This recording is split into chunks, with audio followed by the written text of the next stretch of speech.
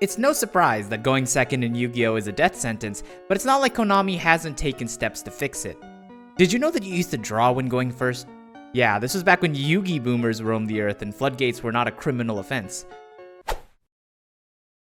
Hand traps represent the largest wealth transfer from going first haves to the going second have-nots.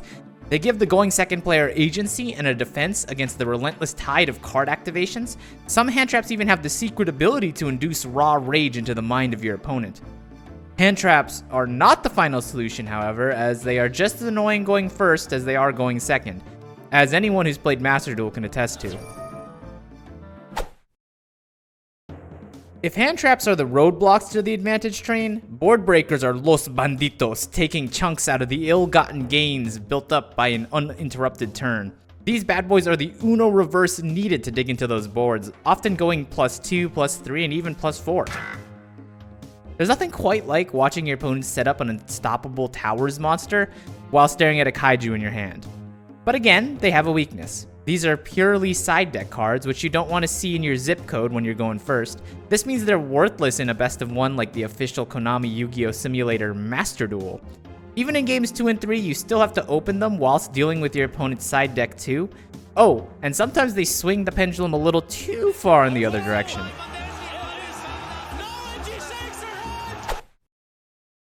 So how can we guarantee that decks have access to their equalizers? Rather than believing in the heart of the cards, heresy I know, what if we put these board breakers in the one place that our dirty, sinful hands can reach? The extra deck. With cards like the incredibly named Divine Arsenal AA Zeus Sky Thunder, now the board breaker threat came with you into any game. But there were still issues. Not every deck can Xyz summon for a Zeus line, and not every deck can link climb into Access Code Talker.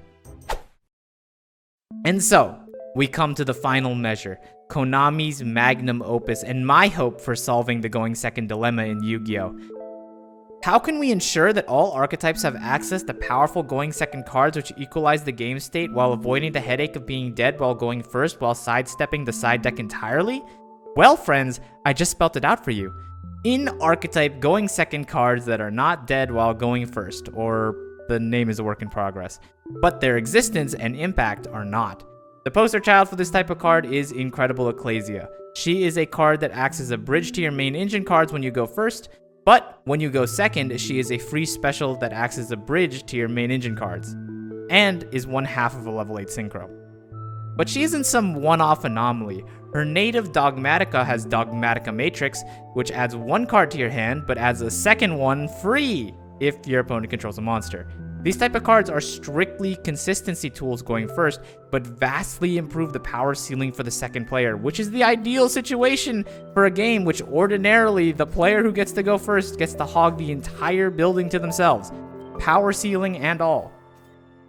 And yes, I'll admit it, my perfect card design solution to the going second problem is to make better card design. But let's be honest, if your game has the design team behind Halka Fibrax, Aurora Dawn, and Block Dragon, I'm not sure there's anything else I can ask for.